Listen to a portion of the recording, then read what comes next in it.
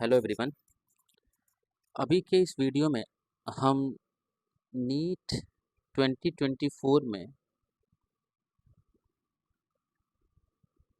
जो भी आपके ऑर्गेनिक केमिस्ट्री से रिलेटेड क्वेश्चन पूछे थे उसके बारे में हम डिस्कशन करेंगे। उससे पहले मैं आपको एक रफ आइडिया देता हूँ कि कितने क्वेश्चन ऑर्गेनिक केमिस्ट्री से थे, कितने क्वेश्चन आपके फिजिकल केमिस्ट्री और इनऑर्गेनिक केमिस्ट्री से थे। तो आउट ऑफ 50 क्वेश्चन, अगर मैंने जो पेपर का एनालिसिस किया है, आउट ऑफ 50 क्वेश्चंस में नियरली 18 से लेके 20 क्वेश्चन तक जो क्वेश्चन था ये ऑर्गेनिक केमिस्ट्री था। ऑर्गेनिक केमिस्ट्री, बाकी जो क्वेश्चन थे आपके फिजिकल और इनऑर्गेनिक के क्वेश्चन थे। तो आप समझ सकते हो कि ऑर्गेनिक केमिस्ट्री अगर मैं बोलूँ तो अराउंड 2/5 पार्ट है। 1/3 तो नहीं बोल सकते हैं, अराउंड 2/5 पार्ट बोल सकते हैं कि पूरे पेपर का ये 2/5 पार्ट था। तो अभी के वीडियो में हम एक एक करके सारे क्वेश्चन ऑर्गेनिक केमिस्ट्री से रिलेटेड जो भी क्वेश्चन आए थे वो हम डिस्कस करेंगे। तो पहला क्वेश्चन देखते हैं। पहला क्वेश्चन ये है कि most stable carbocation among the following. तो बहुत सिंपल सा क्वेश्चन है ये कि आपको पता है कि कार्बोकेटायन की स्टेबिलिटी कैसे कंपेयर करते हैं। या तो आप दो तरीके से कंपेयर कर सकते हो। पहला तो आप अल्फा एच देख लो, ये आपको पता है कि 3 डिग्री कार्बोकेटायन की स्टेबिलिटी ज़्यादा होती है। उसके बाद 2 डिग्री कार्बोकेटायन और उसके बाद 1 डिग्री कार्बोकेटायन। अब ऐसा होता क्यों है? क्योंकि 3 डिग्री कार्बोकेटायन के पास नंबर ऑफ अल्फा एच ज़्यादा होता है, उसके बाद 2 डिग्री कार्बोकेटायन और इसके बाद 1 डिग्री कार्बोकेटायन। तो यहाँ पे अगर देखें तो पहले वाले में अगर देखें तो ये एक 2 डिग्री कार्बोकेटायन है, क्योंकि जिस पे प्लस चार्ज है वो 2 डिग्री कार्बन। और यहाँ पे अगर अल्फा एच देखें तो CH2 और यहाँ पे एक H अल्फा है, एक H है। तो टोटल यहाँ पे 3 अल्फा एच हो गए। सेकेंड वाले को अगर देखें तो ये भी एक 2 डिग्री कार्बोकेटायन है, लेकिन यहाँ पे नंबर ऑफ अल्फा एच ज़्यादा है, इधर 3 इधर 2, कितना हो गया 5 अल्फा एच। अगला यहाँ पे अगर देखें तो एक 1 डिग्री कार्बोकेटायन है, यहाँ पे एक ही अल्फा एच है, तो एक ही अल्फा एच यहाँ पे दिख रहा है। हाँ, फोर्थ वाला अगर देखें तो एक 3 डिग्री कार्बोकेटायन है और यहाँ पे नंबर ऑफ अल्फा एच अगर देखोगे तो 3 + 2 + 2 कितना हो गया 7 अल्फा एच। तो नंबर ऑफ अल्फा एच आपका फोर्थ वाले में ज़्यादा है, इसीलिए आपका फोर्थ वाला ज़्यादा स्टेबल है। तो फोर्थ वाला एक 3 डिग्री कार्बोकेटायन है और इसके पास क्योंकि 7 अल्फा एच है, तो फोर्थ वाले की स्टेबिलिटी ज़्यादा है। अगर आपसे क्वेश्चन ये पूछ लेता कि इनको ऑर्डर में अरेंज करो, कि ऑर्डर क्या होगा, तो ऑर्डर भी देख लो। ऑर्डर क्या होगा, सबसे पहले 3 डिग्री, मतलब सबसे पहले 4 वाला, उसके बाद 2 डिग्री। तो 2 डिग्री तो आपका 1 भी है और 2 भी है। तो इसमें अगर देखो तो एक के पास 3 अल्फा एच, एक के पास 5 अल्फा एच, तो 4 के बाद 2 हो जाएगा, 2 के बाद 1 हो जाएगा और 1 के बाद हो जाएगा आपका 3। तो ये हो गया ऑर्डर। ओके, अगला क्वेश्चन देखते हैं। इस क्वेश्चन को देखें तो इसने पूछा है a compound with molecular formula of C6H14 has 2 tertiary carbon, it's IUPAC name is. तो पहले तो आप दो तरीके से इस क्वेश्चन को कर सकते थे कि C6H14 के सारे आइसोमर ड्रॉ कर लो, ठीक है। तो खैर वो ड्रॉ करने की ज़रूरत है ही नहीं, क्योंकि आपको सारे जो भी पॉसिबल स्ट्रक्चर है और भी हो सकते हैं, लेकिन आपको ये सारे स्ट्रक्चर दे दिए, इसी चारों में से कंपेयर करना है, ठीक है। तो इसने बोला है कि इसके पास 2 टर्शियरी कार्बन है, तो एन हेक्सेन में तो दिख नहीं रहा है कि कोई टर्शियरी कार्बन है। अगर पहला देखोगे एन हेक्सेन, तो इसमें कोई टर्शियरी कार्बन तो है ही नहीं, दिख नहीं रहा है, ठीक है। तो ये तो वैसे डिस्कार्ड हो गया। 2 मिथाइल पेंटेन में दिख सकता है, लेकिन यहाँ पे अगर आप देखोगे तो 2 मिथाइल पेंटेन में बस एक ही टर्शियरी कार्बन है। लेकिन आपसे पूछा क्या है कि यहाँ पे 2 टर्शियरी कार्बन चाहिए, तो 2 मिथाइल पेंटेन तो हो नहीं सकता। अगला देखते हैं 2,3 डाईमिथाइल ब्यूटेन, ये दिख रहा है, ये आंसर हो सकता है। तो 2 पे मिथाइल है, 1 2, अगला 3 पे मिथाइल है और टोटल यहाँ पे 4 कार्बन है। तो यहाँ पे देख सकते हो आप कि ये जो सेकंड वाला कार्बन है, ये वाला कार्बन सेकंड वाला, ये एक 3 डिग्री कार्बन है और ये भी क्या है 3 डिग्री कार्बन। तो यहाँ पे 2 टर्शियरी कार्बन, ठीक है। तो इसका आंसर क्या हो जाएगा 3, ठीक है। अगला फेलिंग सॉल्यूशन इज, तो इसको थोड़ा अच्छे समझते हैं कि आपको पता है कि फेलिंग टेस्ट क्या है, एक टेस्ट ऑफ एल्डिहाइड और कीटोन। तो एल्डिहाइड और कीटोन को अलग करने के लिए हम ये टेस्ट यूज करते हैं। तो फेलिंग टेस्ट में हम लेते हैं फेलिंग सॉल्यूशन, फेलिंग सॉल्यूशन। तो फेलिंग सॉल्यूशन या फेलिंग रिएजेंट भी बोलते हैं, ये दो कंपाउंड का मिक्सचर होता है। एक होता है Fehling reagent, Fehling's reagent one, या इसी को बोल दो फेलिंग रिएजेंट ए, और एक होता है Fehling reagent two, Fehling's reagent two या बी बोल सकते हो इसको। तो फेलिंग रिएजेंट वन जो होता है, ये होता है aqueous copper sulphate, aqueous copper sulphate CuSO4। और फेलिंग सॉल्यूशन बी जो होता है, ये होता है सोडियम पोटेशियम, पोटेशियम टार्टरेट। आपको पता है टार्टरिक एसिड क्या होता है? ये कंपाउंड होता है टार्टरिक एसिड, ये कंपाउंड जो होता है टार्टरिक एसिड होता है। और इसी टार्टरिक एसिड में H को हटा दिया अगर आपने, ये जगह लगा दिया सोडियम तो सोडियम हो गया, ये जगह लगा दिया पोटेशियम तो पोटेशियम हो गया। तो यही होता है सोडियम पोटेशियम टार्टरेट। तो फेलिंग रिएजेंट ए क्या है? It is aqueous copper sulphate. तो इसका आंसर क्या हो जाएगा? वन। ठीक है। अच्छा, सोडियम पोटेशियम टार्टरेट का ही एक और नाम है रॉसले सॉल्ट। ठीक है, अगला क्वेश्चन देखते हैं। ये भी बहुत अच्छा क्वेश्चन है, ये ऐसे क्वेश्चन पूछता रहता है टाइम टाइम पे। इसने क्या बोला है? The boiling point of three isomers pentane, isopentane, neopentane. तो देख लेते हैं पेंटेन क्या होता है। 5 कार्बन होते हैं, पांचों स्ट्रेट चेन में होता है। ठीक है, तो ये पेंटेन है। तो आपको पता है कि जैसे जैसे ब्रांचिंग बढ़ता है बॉइलिंग पॉइंट कम होता है। ठीक है, ये आपका एन पेंटेन, दूसरा है isopentane,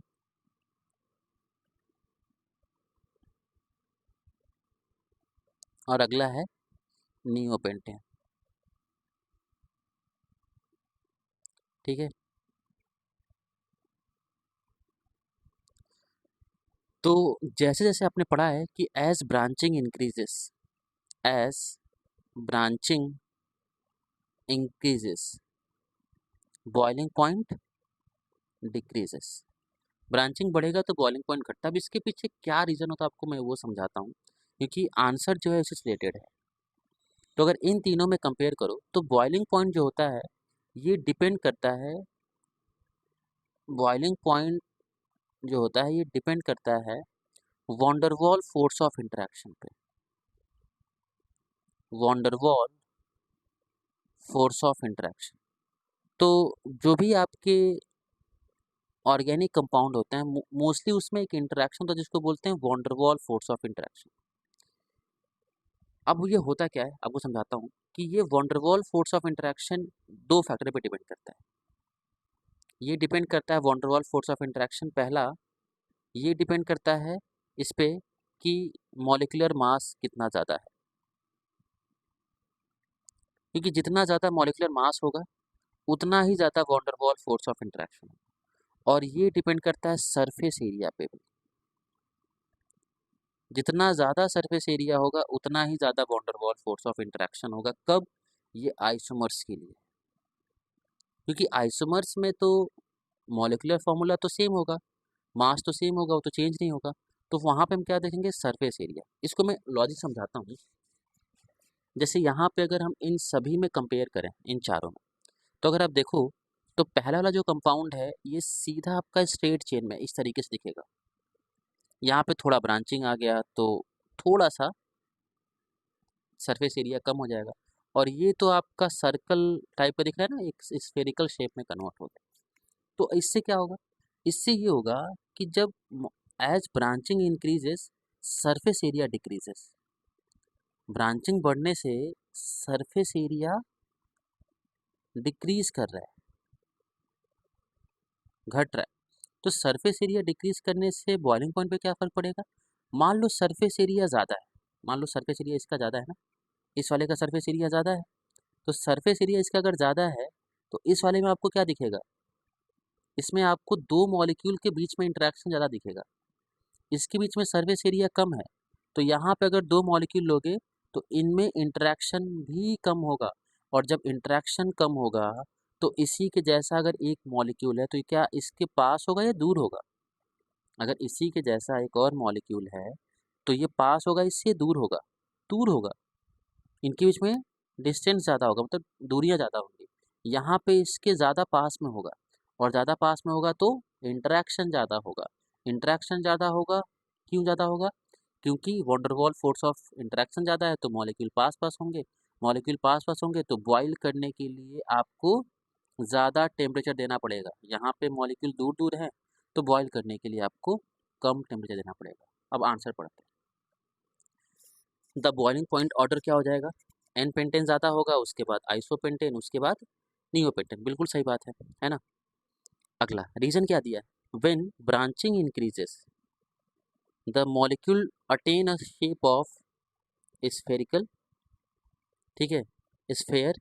this result in a smaller surface area of contact due to which the molecular force between the spherical molecule are weak, thereby lower the boiling point। वही बात बोला है कि जब आपका मॉलिक्यूल का सरफेस ब्रांचिंग बढ़ेगा तो आपका सरफेस एरिया जो होगा स्फेयर टाइप का होगा। ये जो स्फेयर सरफेस एरिया दिख रहा है आपको, ठीक है, ये स्फेयर वाला सरफेस एरिया है।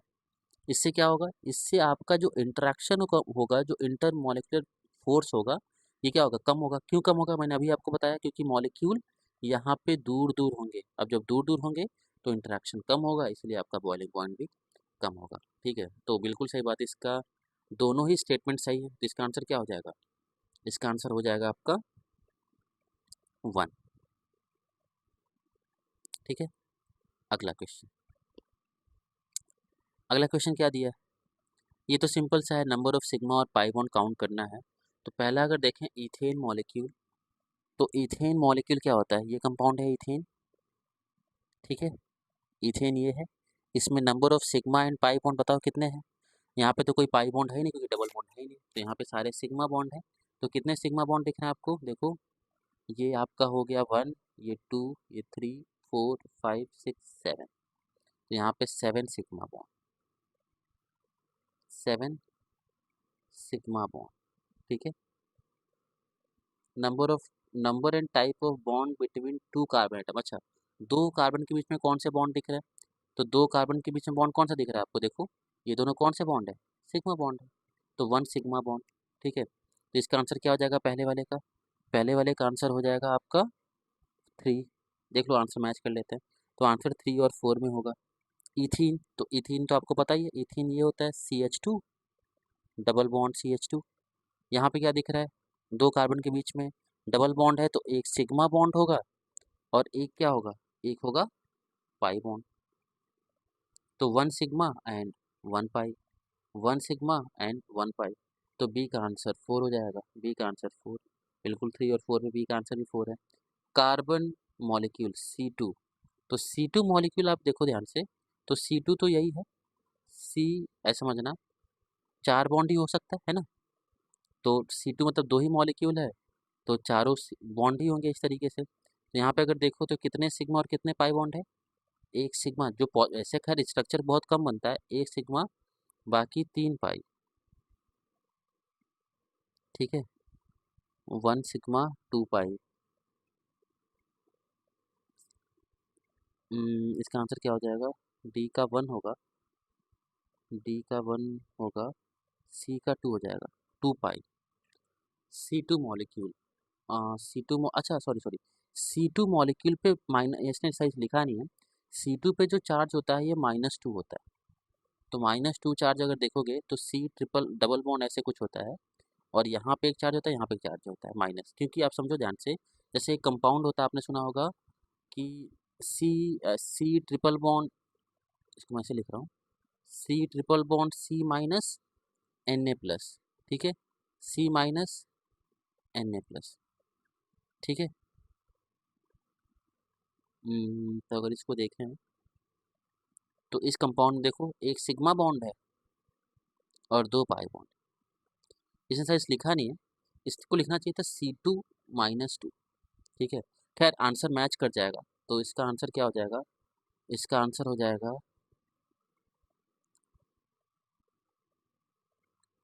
सी का आंसर हो जाएगा आपका थर्ड वाला 3।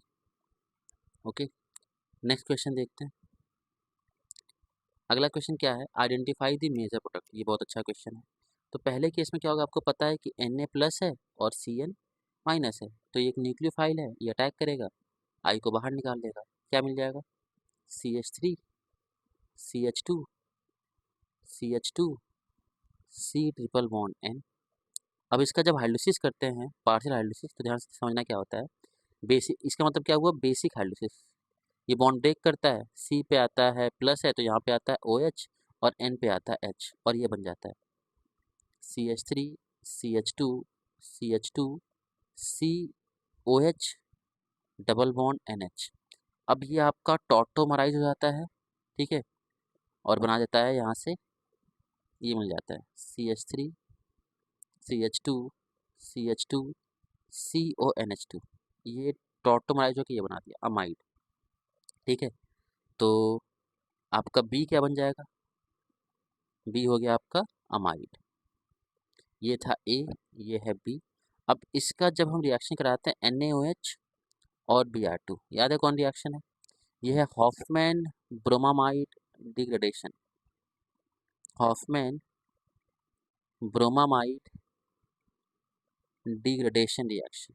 क्योंकि यहाँ पे आपको पता है अमाइड का रिएक्शन जब हम कराते हैं NaOH और Br2 के साथ, तो यहाँ पे क्या होता है, यहाँ पे ये CO वाला पार्ट हट जाता है और ये कन्वर्ट जाता है किसमें?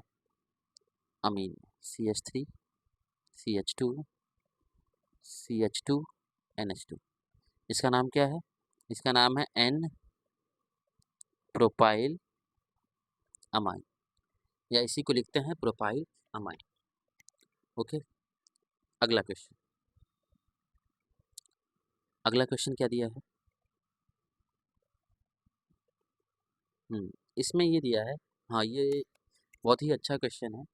यहाँ पे आपको बहुत अच्छे से समझाया है कि क्या बनेगा। देखो ध्यान से, आपको अगर बैलेंसिंग आती तो वहाँ से भी कर सकते हो। देखो ध्यान से, यहाँ पे 3R दिखा, यहाँ पे भी क्या दिखा आपको? 3R दिखेगा। ठीक है, देखना ध्यान से, यहाँ पे आपको दिखेगा 3R था, यहाँ पे भी दिखा आपको 3R। 3Cl यहाँ पे है तो 3Cl यहाँ पे भी दिखा, दोनों साइड बैलेंस है। क्या क्या बच गया जरा देखो ध्यान से। यहाँ पे क्या आपको दिख रहा है? 3O बच गया, और यहाँ पे 3H बच गया, और यहाँ पे क्या बच गया? एक P बच गया। अब बताओ इन तीनों को मिला के कंपाउंड बनेगा ए। बताओ ए क्या बनेगा? देखो 3H 3O और एक P, तो बन जाएगा H3PO3। सिंपल। अच्छा इसको देखो, ये भी बहुत सिंपल सा है। ROH PCl3, तो यहाँ पे 5Cl था, एक Cl यहाँ यूज हो गया, एक Cl तो 2 Cl यूज हो गया। अभी क्या बचा? 3Cl बचा और एक P बचा और एक O बचा, तो क्या बना देगा? देखो, तो B क्या हो जाएगा? POCl3। बस बैलेंसिंग आना चाहिए। इसको मैं एक और ट्रिक से समझाता हूँ। अल्कोहल ऐसे है, इसको ऐसे भी लिख लो, ROH है, और PCl5 है तो इसको ऐसे लिख लो PCl।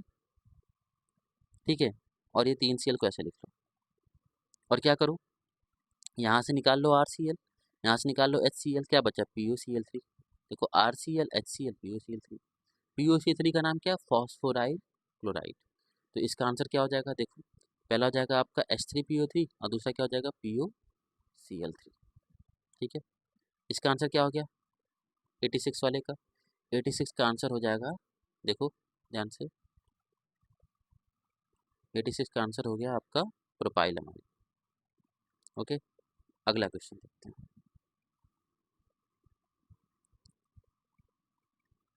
अगला क्वेश्चन क्या है? फॉर द गिवन रिएक्शन, अगर इसका आपने KMnO4 से रिएक्शन कराया तो क्या बनेगा? तो देखो ध्यान समझना, KMnO4 क्या करता है? ठीक है, KMnO4 ये बॉन्ड ब्रेक करता है। ठीक है, यहाँ पे लाता है OH, दोनों बॉन्ड को ब्रेक कर देगा, OH और दो बॉन्ड को ब्रेक करके OH और OH, और H को भी हटा के लगा देगा OH। तो लॉजिक से ऐसे याद रख सकते हो, H को भी क्या हटा के क्या लगा देगा OH। तो देखो ध्यान से क्या बन जाएगा,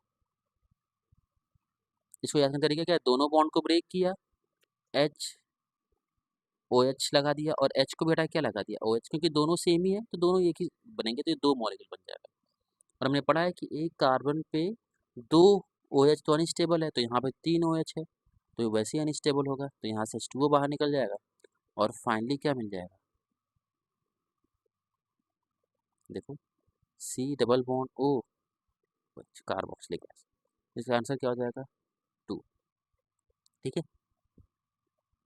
अच्छा, अगर यही लिखा होता है यहाँ पे केमिनोफोर के साथ एसिडिक मीडियम है, तो इसलिए पूरा बॉन्ड ब्रेक करेगा, यहाँ पे लिखा होता कोल्ड डाइल्यूट केमिनोफोर, अगर यहाँ पे लिखा होता कोल्ड डाइल्यूट केमिनोफोर, तब बताओ आंसर क्या होता, तब आपका आंसर हो जाता है आपका थर्ड वाला। क्यों, क्योंकि कोल्ड डाइल्यूट केमिनोफोर क्या करता है, डबल बॉन्ड को ब्रेक करके दोनों जगह OH लगाता है, तो विस्नल डायोल बनाता है।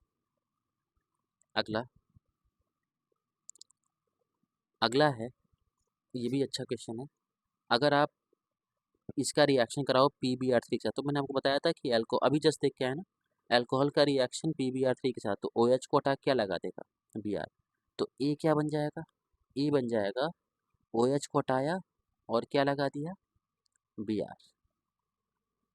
ठीक है। अल्कोहलिक केवेज क्या करता है, आपको पता है कि अल्कोहलिक केवेज करता है एलिमिनेशन, वो भी कौन सा elimination, E2 elimination.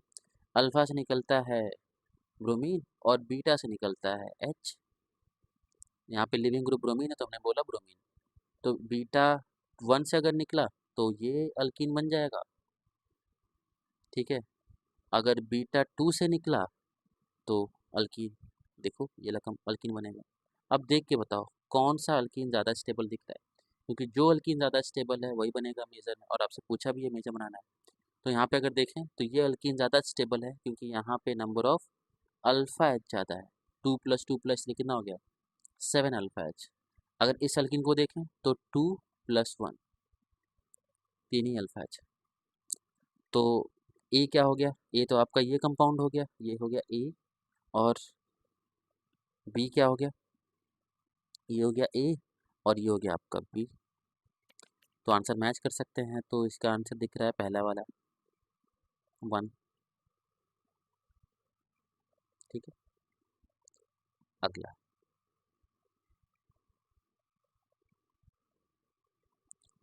Which one of the following alcohol react instantaneously with Lucas reagent. तो आपको पता है ल्यूकास रिएजेंट क्या होता है, ल्यूकास रिएजेंट में हम लेते हैं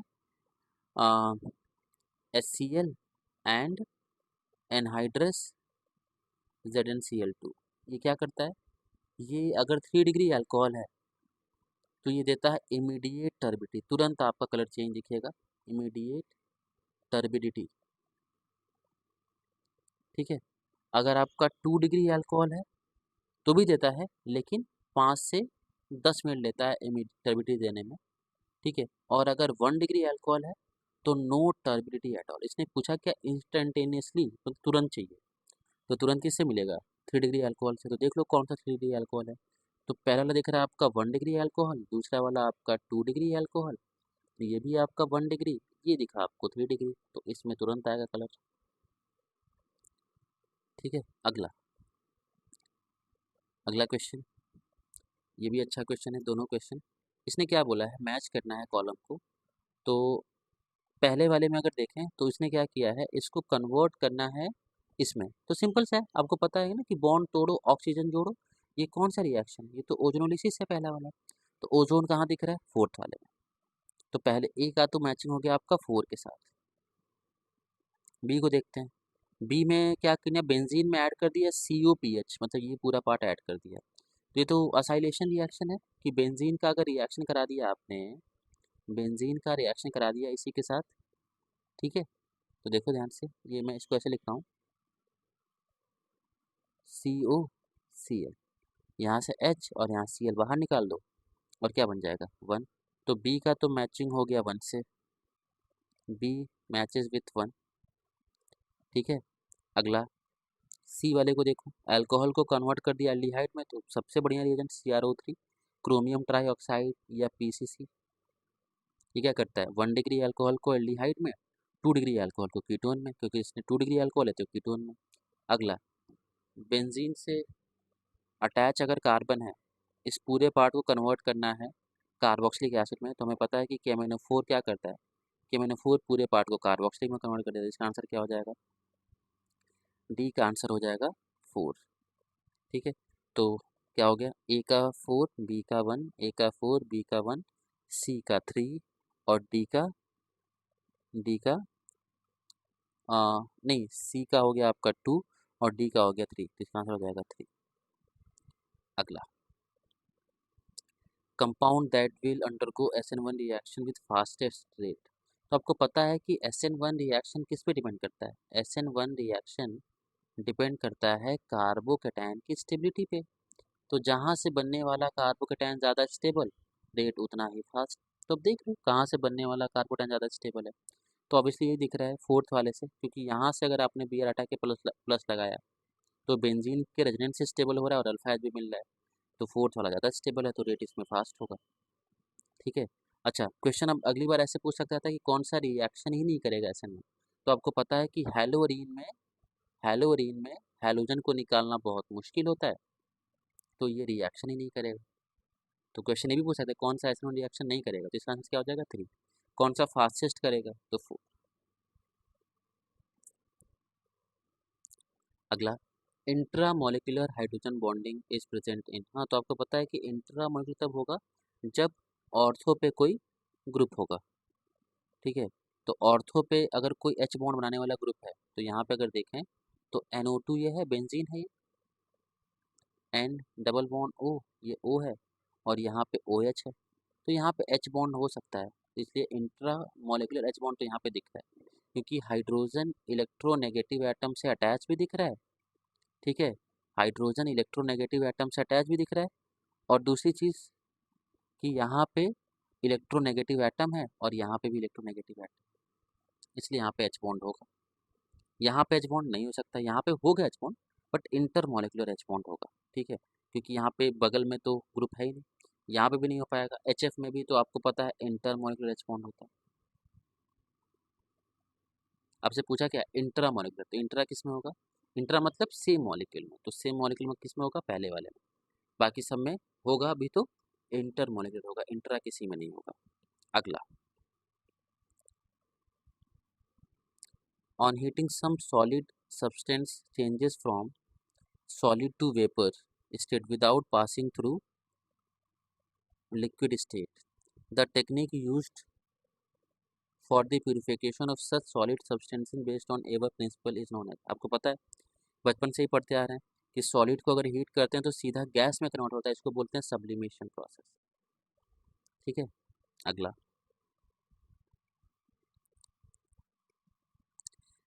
aniline does not undergo Friedel Crafts alkylation reaction. हाँ, ये बहुत अच्छा क्वेश्चन है।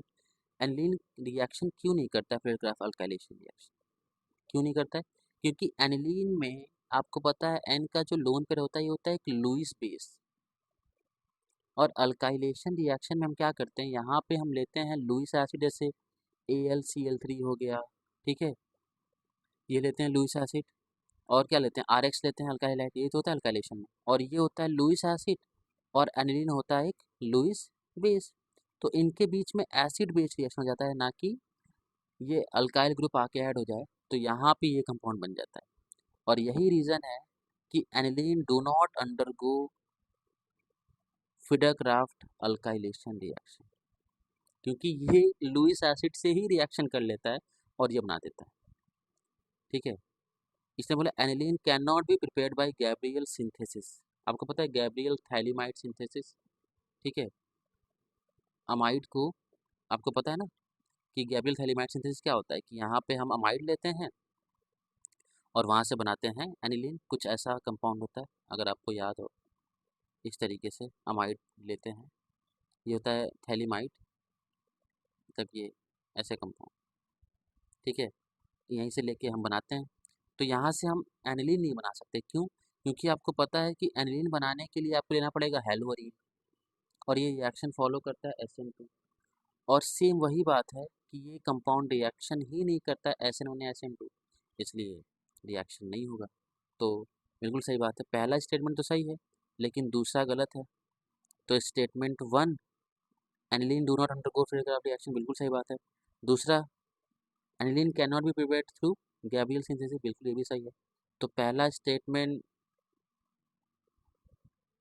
भी सही है और दूसरा भी सही है, ठीक है। तो both statement 1 and 2 are true. अगला, हाँ ये अच्छा क्वेश्चन है। गिवन बिलो टू स्टेटमेंट, आपको बताना है बॉइलिंग पॉइंट ऑर्डर। तो आपको पता है कि बॉइलिंग पॉइंट ऑर्डर ये होता है, H2O का बॉइलिंग पॉइंट ज़्यादा होता है क्योंकि यहाँ पे H बॉन्ड होता है, ठीक है। उसके बाद ऑक्सीजन, टेलेरियम, सेलेनियम, सल्फर, ठीक है। ये बॉइलिंग पॉइंट का ऑर्डर है। तो इसने क्या बोला है, on the basis of molecular mass H2O is expected to be have lowest boiling point than the other molecule, but due to the presence of extensive H bonding in molecule it show higher boiling. बिल्कुल सही बात है कि molecular mass इसका कम है but इसका boiling point ज़्यादा क्यों होता है, ठीक है, क्योंकि यहाँ पे एच बॉन्ड होता है। तो दोनों आंसर सही है, statement 1 and 2 both are correct. अगला, identify the correct reagent that would bring about the following transformation. अच्छा, तो इसको कन्वर्ट करना है इसमें, तो तरीका क्या दिख रहा है, बहुत सारे तरीके हैं। यहाँ पे अगर सारे तरीके लगाओगे, जो मैं आंसर सीधा बताता हूँ। पहला तरीका देखो, सेकंड वाला, अगर आपने इसका रिएक्शन कराया BH3THF के साथ, तो ये क्या करता है, आपको पता है वाटर का एडिशन करता है एंटी मार्कोनिकोव रूल के हिसाब से। तो ये वाटर ऐड करेगा एंटी मार्कोनिकोव रूल के हिसाब से, ठीक है, ये हो गया। और अगर आपने इसका रिएक्शन अब करा दिया PCC के साथ, तो आपको पता है कि PCC क्या करता है, 1 डिग्री एल्कोहल को एल्डिहाइड में कन्वर्ट कर देता है। तो बिल्कुल, तो इसका आंसर क्या हो जाएगा, 2। अच्छा, बहुत सारे लोगों को लग रहा होगा कि यहाँ पे हमने थर्ड क्यों नहीं यूज़ किया, थर्ड क्यों नहीं यूज़ किया बताओ। थर्ड क्या करेगा, इसको एल्डिहाइड में नहीं सीधा कार्बोक्सिलिक में कन्वर्ट कर देगा, ठीक है, इसीलिए हमने ये तरीका नहीं यूज़ किया। तो इसका आंसर क्या हो जाएगा, 2। आई होप ये वीडियो सबको पसंद आया होगा। Thank you so